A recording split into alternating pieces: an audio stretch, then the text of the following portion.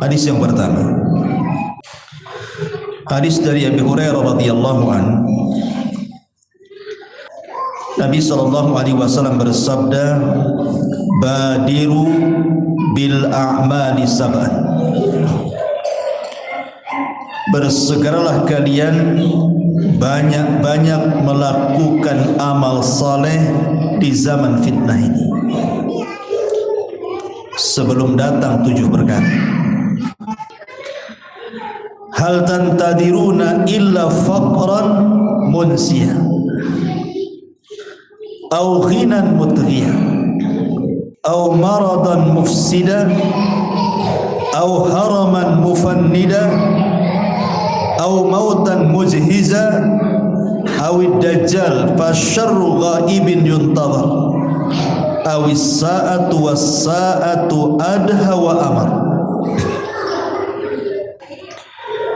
Bersegeralah kalian untuk memperbanyak amal saleh sebelum datang 7 perkara, dan 7-7-nya adalah fitnah. Pertama, faqran munsiyah, kefakiran yang melupakan ibadah. Ikhwan, kalau orang sudah fakir, pasti tidak akan ada kesempatan untuk banyak beramal saleh, karena hidupnya akan disibukkan dengan cari makan. Kira-kira apa yang akan dimakan besok? Dia akan berusaha untuk mencari dunia supaya jangan sampai kelaparan. Atau kalau seandainya orang selamat dari fitnah kefakiran ini, boleh jadi dia tidak selamat dari fitnah yang kedua, ghinan mutghiyah, kaya tapi melampaui batas. Allah Subhanahu wa taala mengatakan dalam Al-Qur'an, kalla innal insana la yatgha an ra'ahu istaghna. Sekali-kali jangan seperti itu, karena kekayaan itu terkadang melampaui batas. Banyak orang-orang kaya diazab dengan kekayaannya. Bahkan ada sebagian orang kaya lebih miskin dibandingkan orang miskin. Ya, saya katakan banyak orang kaya diazab dengan kekayaannya, atau orang kaya lebih miskin dibandingkan orang miskin. Karena ada sebagian orang kaya itu yang semua waktunya hanya untuk uang, seolah-olah tidak ada waktu kecuali kerja, padahal sudah kaya. Orang miskin saja tidak seperti itu cari duitnya. Berarti orang kaya seperti ini itu sebenarnya dia miskin, karena waktu-waktunya cari duit saja kan, padahal duitnya sudah ada, kok masih juga dicari. Sampai tidak ada waktu untuk istirahat, tidak ada waktu untuk ibadah, tidak ada waktu untuk keluarganya. Ini orang kaya miskin namanya. Orang miskin saja gak kayak gitu cari duit. Berarti dia diazab dengan kekayaannya, sampai kekayaannya tidak memberikan kesempatan kepada dirinya untuk istirahat. Lebih celakanya, dia melampaui batas. Karena orang kaya itu ada sebab untuk melakukan maksiat dengan hartanya. Mau mabuk tinggal beli, mau perempuan tinggal bayar, mau nyakiti orang tinggal sewa preman. Apa susahnya orang kaya?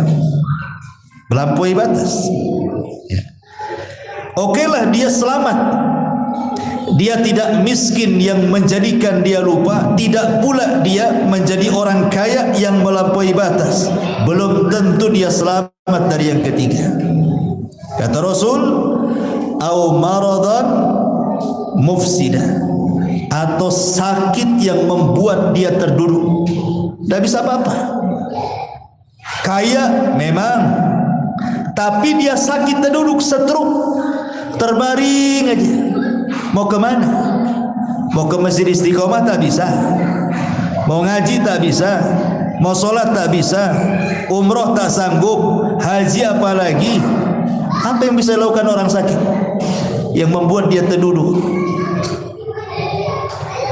Oke lah, dia selamat dari yang ketiga. Dia tidak miskin, dia kaya, dan kekayaannya tidak melupakannya. Dia pun tidak sakit, sehat. Tapi apakah selamat dari yang keempat? Apa itu? Au haraman mufannida, atau kepikunan yang melupakan segalanya. Sehat badannya tapi pikun. Ditanya sholat, dia bilang sudah sholat padahal belum. Ditanya sudah makan, bilang belum padahal sudah 4 kali makan. Orang pikun. Susah orang pikun, karena orang pikun itu kayak sama orang gila. Apa yang diharapkan dari orang pikun coba? Oke, dia selamat dari pikun, dia tidak miskin, dia kaya, dan kekayaannya tidak melupakan dirinya, dia tidak sakit, juga tidak pikun. Selamat dari yang kelima? Belum tentu. Au mautan mujhiza, atau kematian yang mendadak. Siapa yang tahu kematian?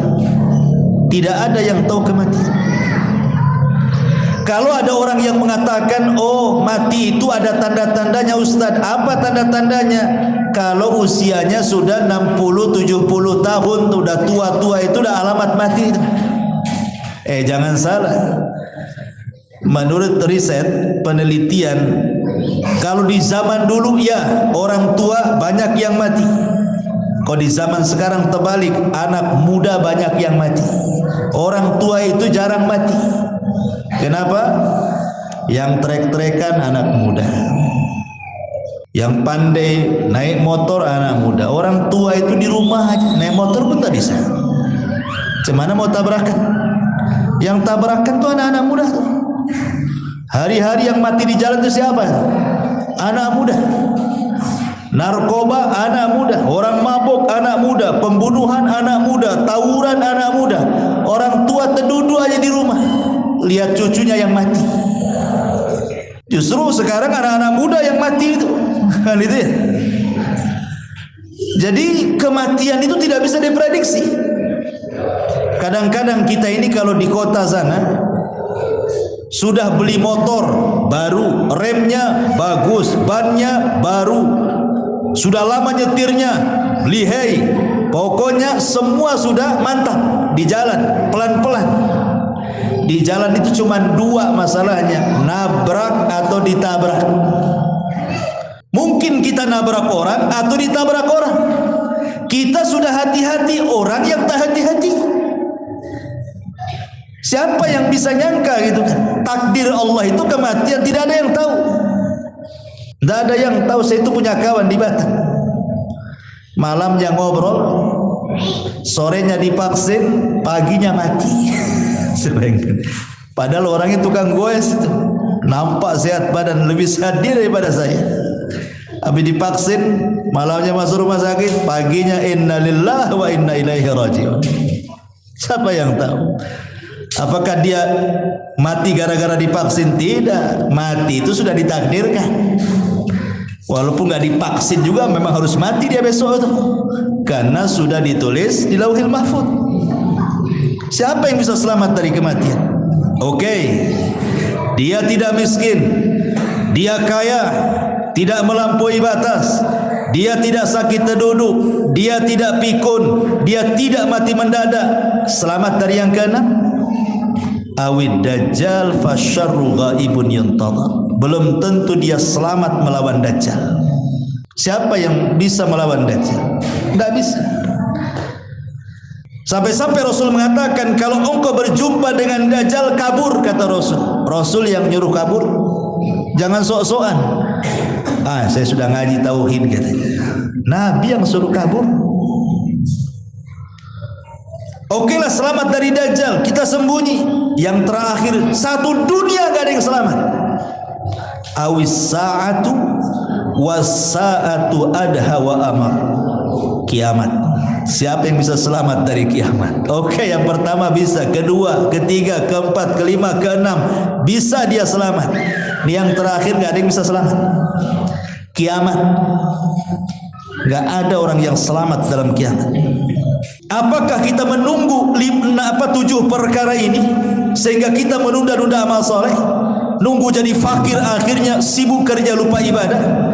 Atau nunggu kaya dulu, setelah kaya dia pikir dia bisa menguasai harta, harta pula menguasai dia? Atau dia mati mendadak? Atau dia sakit terduduk? Atau nunggu dajjal? Atau nunggu kiamat? Enggak seperti itu.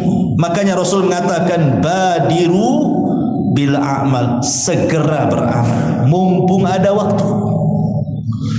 Sekarang zaman fitnah masalahnya. Ini hadis pertama. Hadis yang kedua, Nabi SAW mengatakan dari Abis Al-Ghifari radhiyallahu anhu, sebuah hadis yang disahihkan oleh Syekh Nasiruddin Albani rahimahullahu taala. Badiru bil a'mali sittan, bersegeralah kalian beramal saleh sebelum datang 6 perkara. Kalau tadi 7 perkara, sekarang 6 perkara. Imaratus sufaha wa kasratus syurati wa bai'ul hukmi wa istighfafan biddami wa qati'atir rahimi wa nashwun yattakhiduna al-qur'ana mazamira yuqaddimuna ahadakum aw ahadahum liyughanniyahu wa in kana aqalluhum fikhan. Bersegera kalian sebelum datang 6 perkara. Apa itu?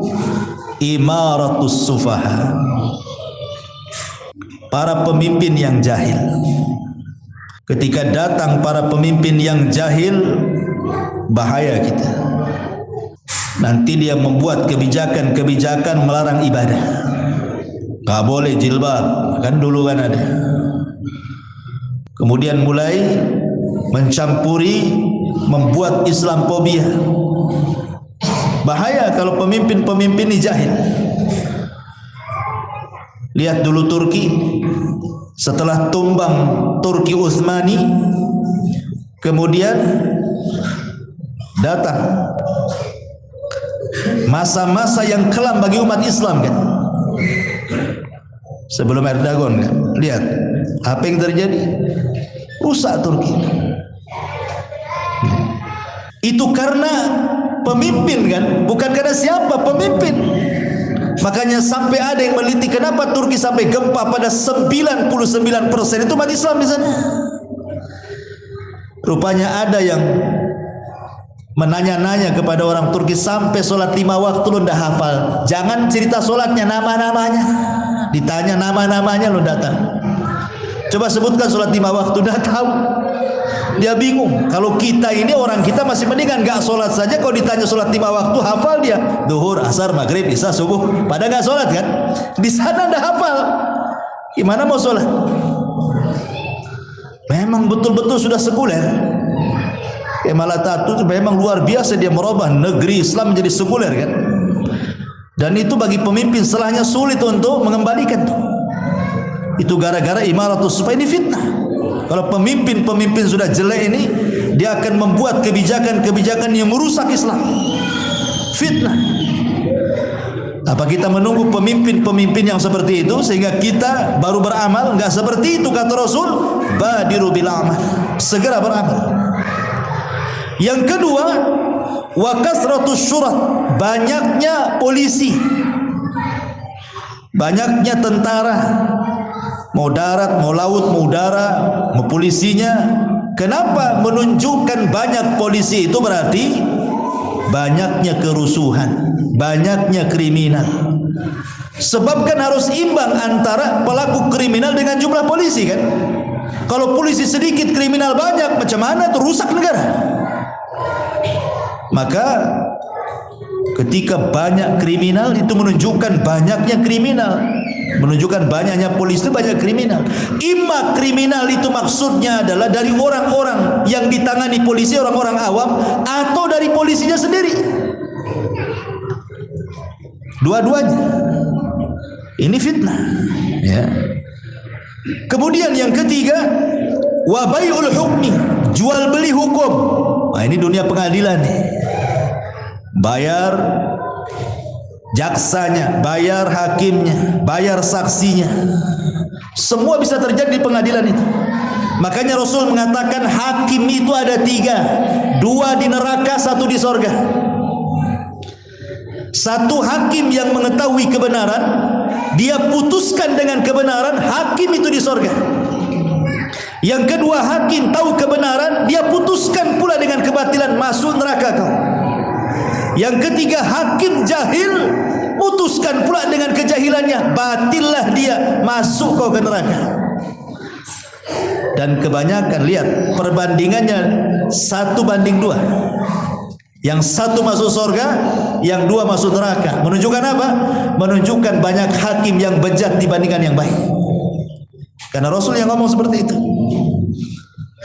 Hakim yang tahu kebenaran, dia putuskan dengan kebenaran. Hakim yang tahu kebenaran, dia putuskan kebatilan. Hakim yang jahil dari kebenaran, otomatis dia akan putuskan dengan kebatilan. 1 di sorga, 2 masuk neraka.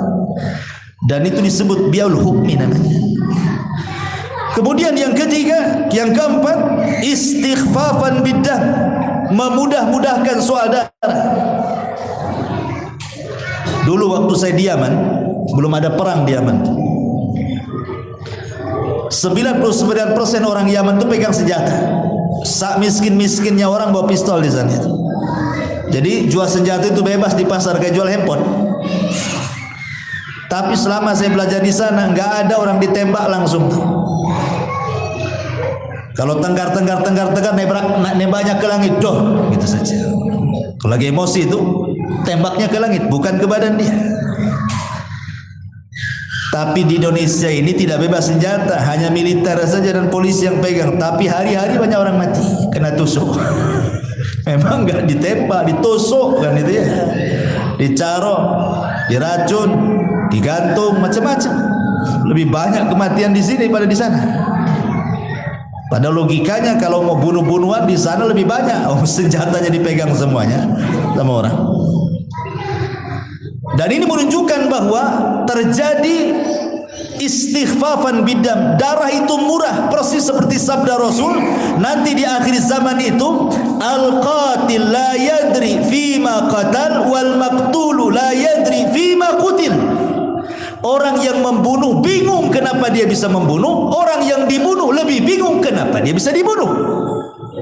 Salah apa dia? Bukankah dalam Islam itu pembunuhan itu ada caranya? Kalau dia bunuh baru dibunuh, itu disebut qisas. Kalau dia seorang yang sudah menikah kemudian dia berzina, itu disebut rajam sampai mati. Atau kalau dia murtad, kata Rasul, man baddala dinah faqtuluh, dimintai tobat, kalau tidak penggal dalam hukum Islam. Ada aturan bunuh-bunuh dalam Islam kan? Tapi sekarang tidak ada aturan. Urusan tanah 1 jengkal bunuh-bunuhan, urusan waris bunuh-bunuhan, urusan tengkar anak tetangga bunuh-bunuhan. Sekarang mudah, urusan rebutan pacar bunuh-bunuhan, cemburu istri yang sudah diceraikannya diambil orang, dibunuh pula orang itu. Berkedok dukun, dibunuhnya, diracunnya orang-orang itu. Di Indonesia itu ya Allah paling mudah bunuh orang.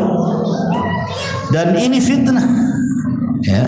Kemudian waqati'atir rahim, mudahnya memutus silaturahim. Mudah. Anak durhaka sama orang tua, saudara ndak akur dengan saudaranya, ponakan ndak atur dengan pamannya, bertengkar satu keluarga. Lebaran itu kayak kucing-kucingan, nggak ada ketemu. Rasanya keluarga besar itu kayak keluarga kecil, seolah-olah ndak punya keluarga. Kenapa? Saling memutus silaturahim. Dan ini sudah terjadi. Dan ini fitnah. Kemudian yang nomor 6, wa nash'un yattakhidunal qur'ana mazamir yuqaddimuna ahadahum liyughanniyahu wa in kana aqalluhum fiqha. Dan ada orang-orang mencari para qari, pembaca Quran, didatangkan untuk baca Quran, hanya didengarkan lagunya seperti dia mendengarkan musik, walaupun yang membaca Quran itu tidak tahu fikih. Bahaya. Jadi mengundang orang-orang pakar-pakar Quran itu seperti mengundang artis hanya untuk dinikmati lagunya. Tanda-tanda kiamat. Wa nashwun yattakhiduna al-Qur'ana mazamir, menjadikan pakar-pakar Quran itu hanya dinikmati lagunya saja. Dia tidak paham isi yang dibacanya itu. Ini tanda-tanda, ini fitnah juga. Ma'asyiral muslimin yang dimuliakan Allah Azza wa Jalla, ini hadis yang kedua. Hadis yang ketiga, Nabi sallallahu alaihi wasallam, Umar bin Khattab radhiyallahu an, ketika itu pernah duduk-duduk bersama para sahabat. Di situ ada Hudzaifah bin Yaman. Hudzaifah itu seorang sahabat termasuk sirrun Nabi, pemegang rahasia Nabi.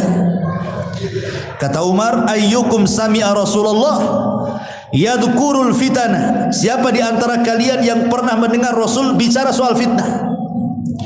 Faqala qaumun, sebagian sahabat berdiri dan mengatakan, nahnu sami'nahu ya amiral mu'minin, kami dengar wahai amiral mu'minin. Faqala la'allakum ta'nuna fitnatar rajuli fi ahli wa jari. Kata Umar, paling tinggi kalian hendak bicara soal fitnahnya seorang laki-laki dengan keluarga atau dengan tetangganya. Maka sahabat mengatakan, ajal, iya maksudnya itu. Maka Umar mengatakan, tukaffiruha as-salatu was-siyam was-sadaqatu. Kalau itu bisalah digugurkan dosanya dengan salat, puasa dan sedekah. Akan tetapi yang saya tanya bukan itu, tapi fitnah kalau datang tamuju maujil bahri, seperti gelombang dahsyat yang akan menggulung manusia. Maksudnya Hudzaifah mengatakan, saya pernah mendengarnya wahai Amirul Mukminin dari Nabi, fitnah yang akan menggulung manusia seperti ombak yang sangat besar yang tidak ada yang selamat. Kemudian Hudzaifah mengatakan, aku mendengar Rasul bersabda, tu'radul fitanu 'alal qulubi kal hasiri 'udan 'udah. Akan ditampakkan fitnah pada hati-hati manusia seperti anyaman-anyaman tikar. Fa ayyu qalbin ushribaha nukita fihi nuktatus sauda, maka mana-mana hati yang menyerap fitnah itu, maka akan dibintikkan titik-titik hitam di hatinya. Wa ayyu qalbin anqaraha nukita fihi nuktatu bayda, mana-mana hati yang menolak fitnah itu, maka akan diberikan titik-titik putih. Hatta tasira ala qalbaini, ketika itu hati terbagi dua. Ala abyad mithla safa fala tadurruhu fitnatun madamatis samawati wal ardh. Ada hati-hati yang putih yang tidak akan bergeming dengan fitnah walaupun selama masih tegak langit dan bumi. Wal akharu aswad, tapi ada hati-hati yang sangat hitam, murba dan sangat pekat hitamnya, kalquzi muzahiyah, seperti cangkir yang dibalik. La ya'rifu ma'rufan wa la yunkiru munkaran, hatinya tidak kenal yang ma'ruf dan tidak mengingkari yang mungkar. Illa ma ushriba min hawa, kecuali yang disedot dari hawa nafsunya. Maka Hudzaifah mengatakan, inilah yang aku dengar dari Nabi sallallahu alaihi wasallam. Lihat apa maksudnya hadis ini. Hudzaifah bin Yaman mengatakan dari Nabi sallallahu alaihi wasallam, nanti di akhir zaman itu hati kita semua ini akan dihadapkan dengan dua perkara, satu syahwat dan satu syubhat. Satu syahwat, satu syubhat. Saya akan bedakan apa syahwat, apa syubhat, biar antum paham. Nabi Adam alaihi salatu wassalam diturunkan dari sorga ke bumi karena apa? Syahwat, makan. Makan apa? Buah larangan, makan. Makan itu syahwat, syahwat perut. Makanya Adam keluar dari sorga ke bumi itu karena syahwat. Tapi iblis dikeluarkan dari sorga, diturunkan ke bumi karena apa? Karena syubhat. Apa syubhatnya iblis? Dia merasa lebih baik dibandingkan Adam. Itu syubhat di kepalanya iblis. Ana khairum minhu khalaqtahu min nar wa khalaqtani min tin. Aku lebih baik ya Rabb, kau ciptakan Adam dari tanah, kau ciptakan aku dari api. Api lebih dekat dengan cahaya, artinya kami lebih dekat dengan malaikat dibandingkan Adam, berarti kami lebih baik katanya. Itu syubhat di kepalanya. Kata siapa bahwa iblis diciptakan dari api, api lebih daripada tanah? Justru kita katakan tanah lebih baik dibandingkan api, karena api itu kerjanya cuma satu, bakar, bakar, bakar, satu aja, nggak ada lagi. Kalau tanah bisa bangun masjid, ya kan? Tanah bisa cocok tanam, tanah. Coba cocok tanam di api, jadi apa? Nggak jadi apa-apa lah, terbakar semuanya. Nggak akan jadi. Api cuma satu, bakar-bakar aja itu. Tapi tanah bisa macam-macam di situ. Berarti kan tanah lebih baik, karena syubhat di kepalanya si iblis. Itulah makanya iblis dikeluarkan dari surga karena syubhat, Adam dikeluarkan dari surga karena syahwat. Itulah bedanya syubhat dengan syahwat. Atau lebih mudahnya saya pahamkan, syahwat itu merusak akhlak, kalau syubhat itu merusak agama. Paham ya? Kalau syubhat merusak agama, kalau syahwat itu merusak akhlak. Kurang paham? Saya mudahkan lagi. Kalau syahwat itu berasal dari hawa nafsu, dari hawa nafsu diri kita. Tapi kalau syubhat itu berasal dari setan. Hawa nafsu yang merusak akhlak kita. Nafsu pengen makan, nafsu pengen zina, nafsu pengen khamr, itu rusak akhlaknya itu.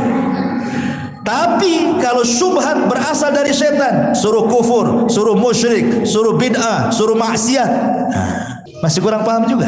Saya tak tahulah. Saya sudah terangkan apa bedanya syahwat dengan syubhat. Ya. Lah di akhir zaman ini kita akan dihadapkan dengan dua penyakit ini, syahwat dan syubhat. Disitulah ada dua hati. Satu hati yang menolak dua-duanya, tidak syahwat, tidak syubhat. Hatinya terjaga, berusaha untuk tidak masuk ke lingkungan syahwat, tidak pula masuk ke syubhat. Dia jaga akhlaknya, dia jaga agamanya. Maka orang ini diselamatkan selama langit dan bumi masih utuh. Tapi ada hati-hati yang mudah menyerap syahwat dan mudah menyerap syubhat. Jadilah hati itu hitam. Ketika hati itu hitam, ini anggap saja kuz, cangkir. Cangkir itu yang lubang atasnya, kalau diisi air dari atas kan. Tapi kalau di balik pantat cangkir ada lubangnya nggak ada kan. Diisi air banyak-banyak pun nggak akan masuk ke cangkir. Disitulah hati susah dapat hidayah. Mau dinasihati, dikasih ayat, dikasih hadis, dikasih tetap saja ditolak dia. Karena seperti cangkir yang terbalik, kata Nabi. Itulah hati kalau sudah hitam, seperti cangkir yang terbalik, diisi pun tidak masuk-masuk. Nanti di akhir zaman ini ada seperti ini. Ada orang-orang yang menolak hidayah, menolak sunnah, menolak tauhid, menolak segala-galanya. Ini hati-hati, ini zaman fitnah. Karena dua perkara, syubhat dan syahwat tadi. Ini hadis yang ketiga. Hadis yang keempat,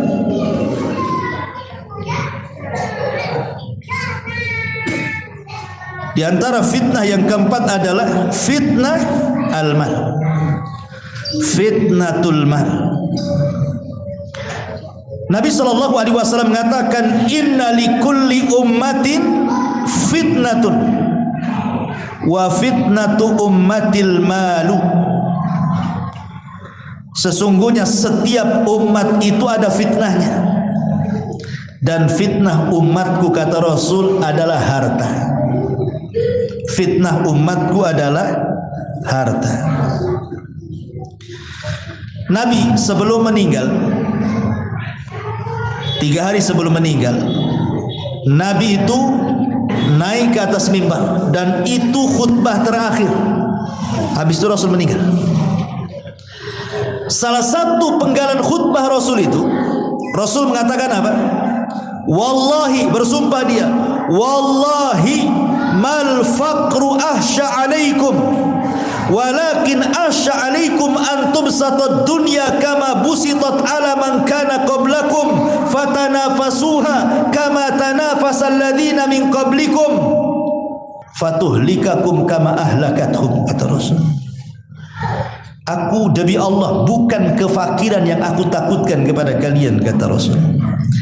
Yang aku takutkan kalau harta dibentangkan kepada kalian, kalian mengejar harta persis seperti orang dulu mengejar harta, kemudian Allah hancurkan kalian persis seperti orang dulu Allah hancurkan. Dari sini menunjukkan bahwa harta ini terkadang bisa menjadi baik, bisa pula menjadi buruk. Mengumpulkan harta tidak tercela, mau kaya sebagaimana manapun, seberapa apapun, tidak tercela dalam Islam itu. Abu Bakar kaya, Utsman kaya, Abdurrahman bin Auf kaya, bahkan dari 10 sahabat yang dijadikan para rasul lebih banyak orang kaya dibandingkan orang miskin. Siapa yang mencela kekayaan? Tidak ada yang mencela kekayaan.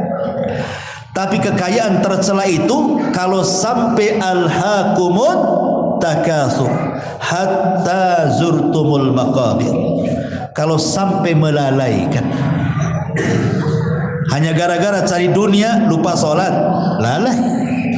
Cari dunia lupa ngaji, cari dunia lupa baca Quran, cari dunia lupa zikir, lupa segalanya. Itu yang menjadikan harta tercela. Padahal hakikat harta itu tajmi' wa tafriq, dikumpul, habis itu ditinggal. Itulah hakikat harta. Coba kalau kita pernah mendengar ada bos apa mati kena tabrak, hartanya banyak, mati kena tabrak, tetap saja kain kafannya yang murah. Yang murah kain kafannya kan. Nggak ada kain kapan yang harga miliar, tetap juga kain kapan kiloan. Gitu.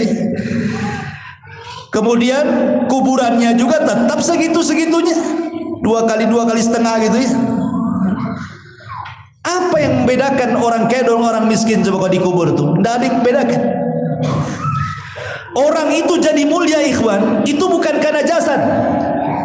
Orang itu jadi mulia karena ruh. Selama ruh itu masih di badan, disitulah orang jadi mulia. Ketika ruh keluar dari badan, nggak akan mulia lagi. Sehebat-hebatnya orang hebat di negeri kita siapa? Presiden. Coba kalau presiden dicabut ruhnya, biarkan jasadnya 1 minggu, busuk tidak? Busuk. Siapa yang mau dekat-dekat presiden lagi? Hah? Siapa yang mau dekat presiden setelah 5 hari dia mati? Nggak ada. Makanya cepat dikubur kan biar gak busuk. Tapi kalau masih ada ruhnya, pasti dekat-dekat.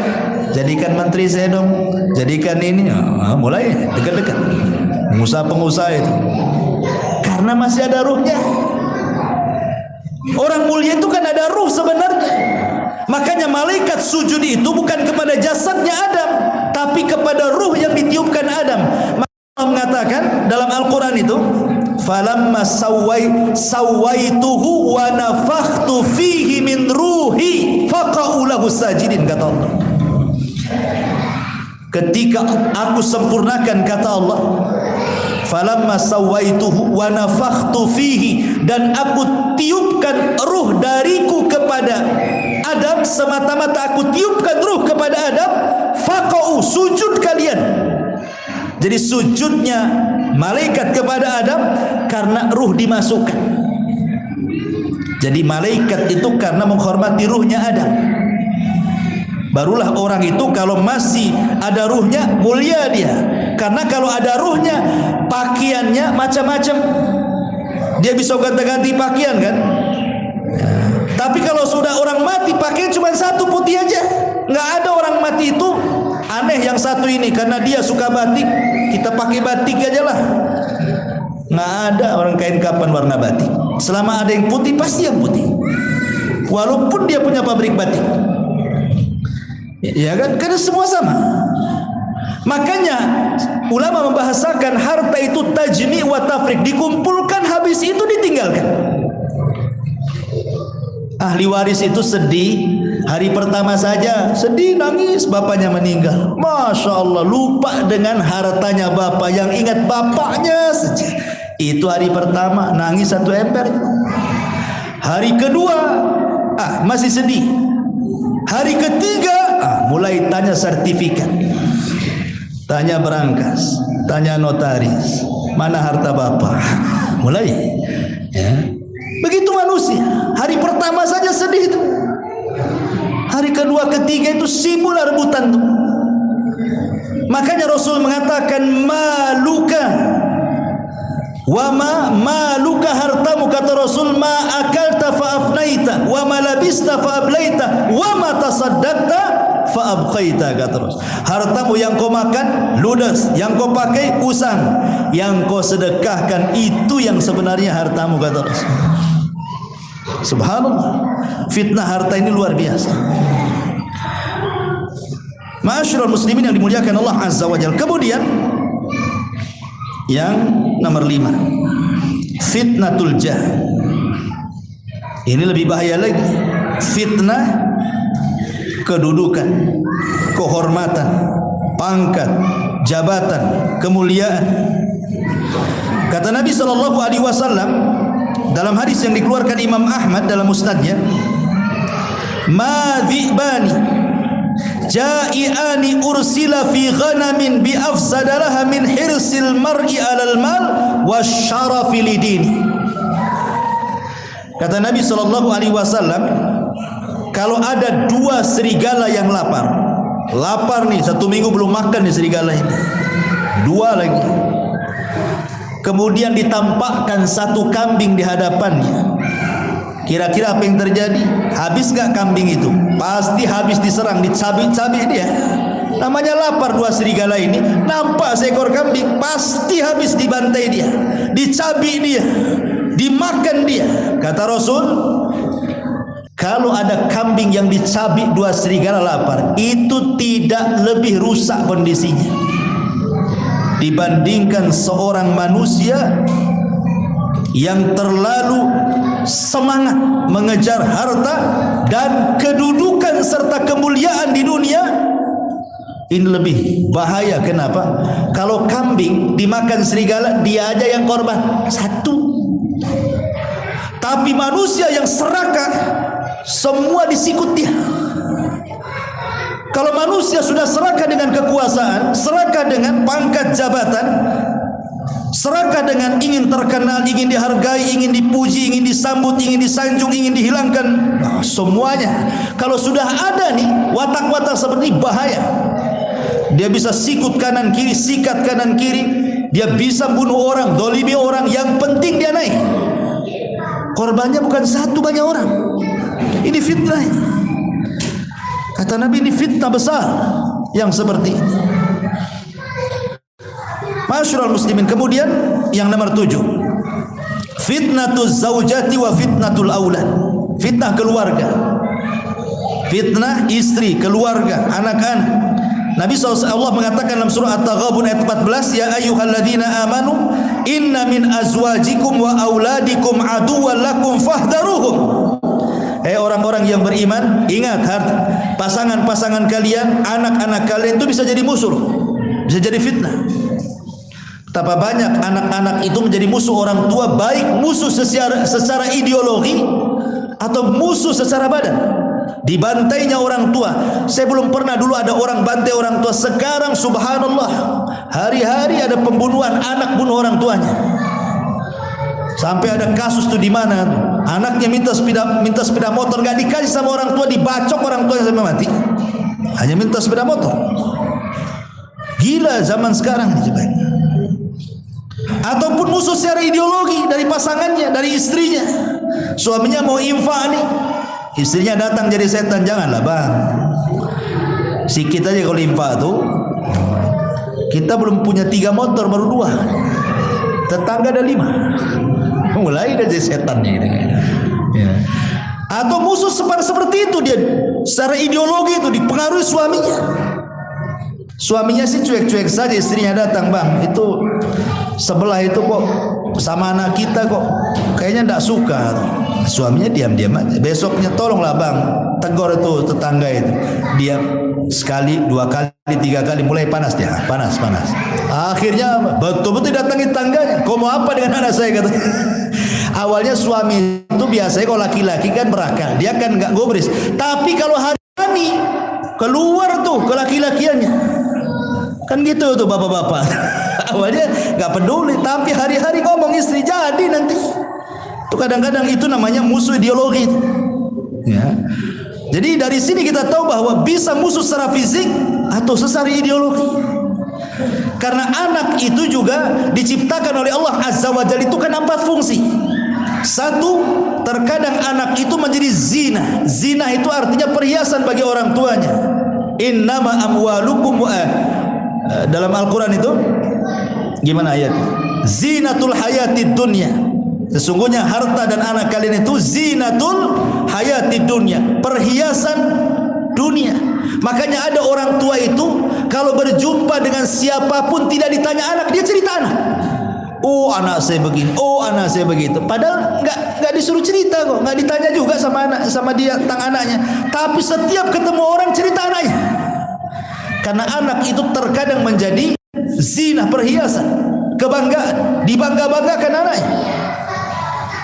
Walaupun tidak sholat, yang penting anaknya dokter, yang penting insinyur, yang penting kerjanya bagus, nggak peduli. Itu namanya kebanggaan, dibangga-banggakan. Disentil saja anaknya marah orang tuanya. Itu satu. Yang kedua, jadi fitnah.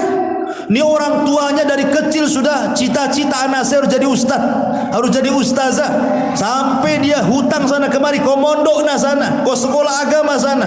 Sudah jor-joran habis-habisan orang tua itu ngarahkan anak, sudah mondok, anaknya sudah sekolah tinggi-tinggi, bukannya berbakti kurang ajar pula dia. Fitnah. Terkadang jadi fitnah untuk menguji orang tuanya kesabarannya. Atau yang ketiga, musuh seperti ayat yang tadi, betul-betul bukan fitnah, jadi musuh lagi. Dibantainya orang tuanya, dipukulnya orang tuanya, dimaki, dibentak. Tentu yang keempat yang kita inginkan seperti doa yang diajarkan Al-Quran, Rabbana hablana min azwajina qurrata a'yun waj'alna lil muttaqina imam. Rabbana hablana min azwajina wa dzurriyyatina qurrata a'yun waj'alna lil muttaqina imam. Ya Allah, jadikan pasangan kami dan anak turunan kami qurrata a'yun, penyejuk mata, senang dipandang di dunia dan akan menyenangkan di akhirat. Itulah qurratul a'yun. Ya, untuk menjadikan anak seperti ya tentu ya harus betul-betul diawali dari awal, cari pasangan yang bagus. Bukan setelah punya anak, dari mulai cari pasangan. Fadfar bidzati din taribat yadak, cari yang bagus agamanya, kan itu. Anak-anak muda nih. Ya, bukan cari yang bening, cari yang bagus agamanya. Baru setelah bagus agamanya baru menikah. Sehingga kalau bagus agamanya diawali dengan rahmat. Ya, mau nikah saja rahmat Allah sudah turun. Ini cari yang bening, walaupun auratnya tampak sobek-sobek sana sini. Itu diawali dengan laknat tuh mau nikah. Turun laknat tuh mau nikah, ada turun laknat. Cemana mau sakinah mawaddah warahmah? Belum menikah saja cari pasangan, dia rela yang buka aurat, yang penting bening katanya. Gampang Ustaz, yang penting bening, nanti saya jilbabi katanya. Alasan dia, yang penting dia jilbabi. Ternyata dia yang dijilbabi istri. Naudzubillah kan. Masyarul muslimin yang dimuliakan Allah Azza wa Jalla. Jadi itu juga fitnah keluarga dan anak. Kemudian secara umum yang nomor 8 ya, fitnatun nisa. Disebutkan dalam hadis Nabi SAW, fitnah wanita secara umum sinfani min ahlin nari lam arahuma ba'du. Ada 2 kelompok kata Rasul, di zamanku nggak ada nih. Di zaman Nabi nggak ada 2 kelompok ini. Adanya di zaman sekarang. Salah satunya kata Nabi SAW,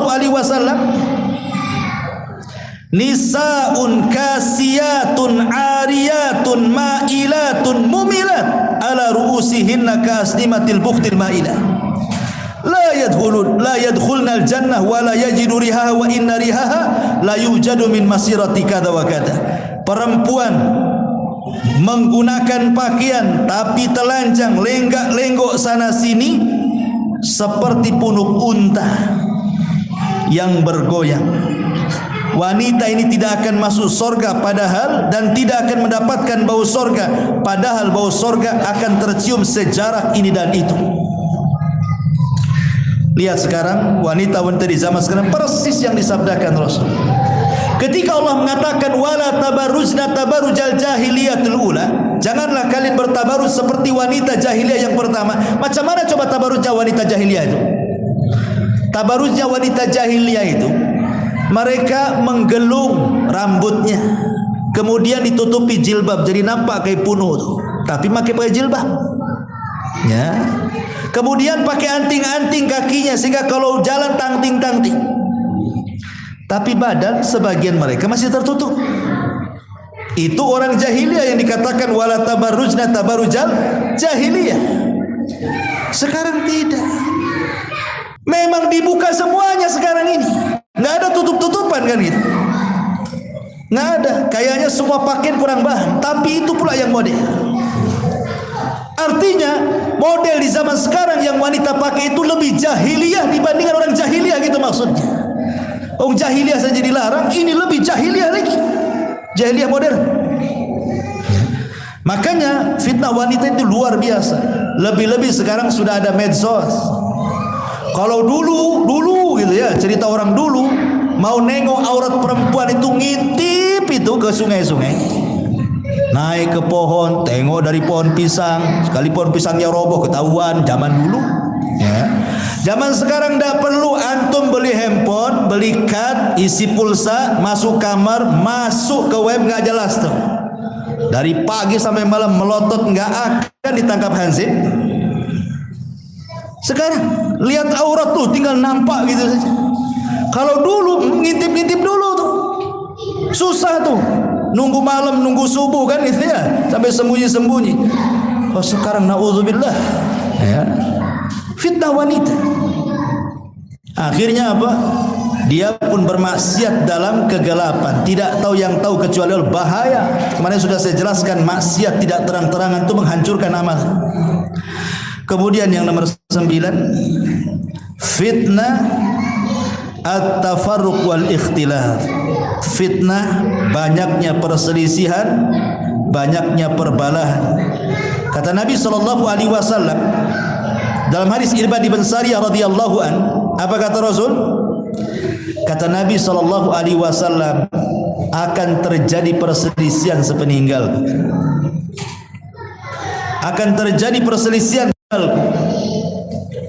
Kemudian kata Rasul, fa'alaikum bisunnati wa sunnatil khulafa'ir rasyidin al mahdiyyin addu alaikum bin nawajib. Akan terjadi sepeninggalku perselisihan. Betul, ninggal Nabi saja Muhajirin Ansor berselisih. Ini jasad Nabi dikubur di mana? Yang satu dibawa ke Mekah, yang satu biar di Madinah. Yang satu di Mekah karena tempat kelahirannya, yang satu di Madinah karena tempat hijrahnya. Rebutan jasad Nabi. Datang Abu Bakar, aku pernah mendengar Rasul Nabi dikubur di mana dia meninggal? Ya di Madinah, di Madinah. Baru saja mereka sibuk menyiapkan memfardu kifayahkan Nabi. Ansor sudah buat pemilihan umum.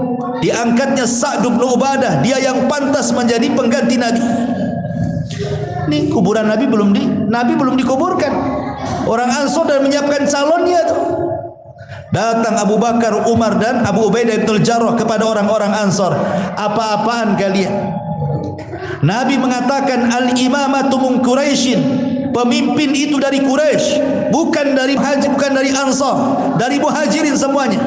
Ansor itu menteri, Quraisy itu pemimpin. Itu Nabi yang ngomong. Akhirnya orang Ansor pun diingatkan sami'na wa ata'na.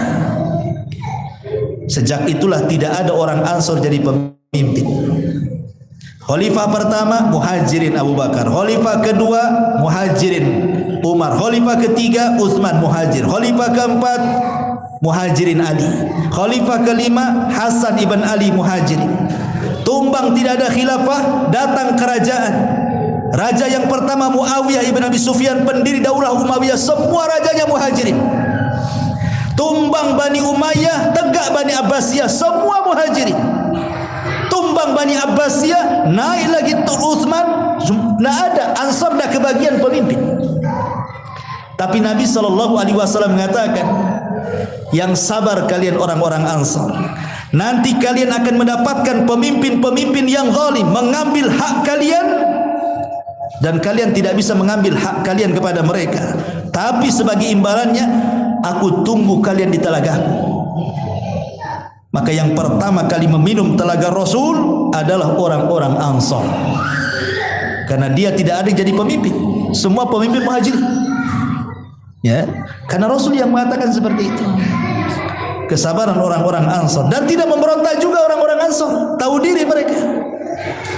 Ma'asyiral muslimin yang dimuliakan Allah Azza wa Jalla, karena namanya perpecahan itu tidak baik. Tapi sekarang lihat, perpecahan itu luar biasa. Satu masjid berpecah, satu yayasan berpecah, satu ormas berpecah, apalagi partai, makin lagi perpecahannya lebih hebat lagi. Itulah fitnah tafarruq. Yang nomor 10 yang terakhir adalah fitnah agama, fitnatuddin. Nabi SAW berdoa yang sering didoakan, wala taj'al musibatana fi dinina. Ya Allah, jangan jadikan musibah yang kau timpakan kepada kami mengenai agama kami. Seolah-olah Rasul mengatakan, gak apa-apa kau timpakan kepada keluargaku, anakku, atau apalah, tapi jangan musibah ini ditimpakan kepada agama. Karena musibah agama ini bahaya. Makanya hadis yang pertama sebagai mukaddimah, ada malamnya mukmin, paginya kafir. Paginya mukmin, malamnya kafir. Karena di zaman sekarang ini terkadang ada orang bicara itu dia tidak paham kalau pembicaraannya itu kalau diucapkan itu bisa kufur tuh. Contoh, ya, ketika mengatakan, oh syariat rajam, syariat potong tangan itu hanya cocok di zaman dia, di zaman Nabi. Zaman sekarang nggak cocok. Quran dan Sunnah itu cocok di zaman Nabi. Kalau sekarang diterapkan di zaman kita nggak cocok. Sekarang bukan zaman unta, sekarang zaman Fortuner, nggak bisa. Kufur. Islam itu relevan mau zaman mau waktu. Zaman dan waktu ikut Islam, bukan Islam ikut zaman. Ini kalimat kufur kadang-kadang. Ya, nggak terasa diucapkan kufur dia. Atau sekarang banyak kalimat kufur kan? Baik syirkul akbar atau syirkul asghar, baik kufur kecil atau kufur besar. Seperti menisbatkan nikmat. Kalau bukan karena kamu, tentu saya nggak seperti ini. Mana Allah? Kok karena bukan karena kamu pula? Yang benar kalau bukan karena Allah kemudian kamu. Ada dokter yang mengatakan, datang pasien ke dokter. Gimana dokter pasien? Kata dokter, ya kami sih berusaha menyembuhkan, sisanya untuk Allah. Allah dikasih sisa sama dia. Kurang ajar nggak dokter tuh? Ya. Harusnya jangan ngomong begitu dong dok. Bilang saja, ya kami berusaha, semuanya atas kehendak Allah. Apa susahnya? Bukan kami sih berusaha, sisanya diberikan kepada Allah. Mak lebih banyak dia daripada Allah. Sisa kan sedikit. Kurang ajar dia. Kufur. Jadi kadang-kadang ya, gak terasa itulah yang dikatakan pagi mukmin, malam kafir, malam iman, karena ucapan orang gak sadar dengan ucapan itu keluar dari Islam. Itu fitnah itu. Ya. Makanya Rasul mengatakan fitnah itu seperti gelapnya malam, nabrak-nabrak orang itu, karena tidak ada ilmu. Makanya yang bisa melawan fitnah itu ilmu. Banyak belajar supaya bisa membedakan mana hak, mana yang batil. Ya, dan banyak lagi cara terhindar dari fitnah.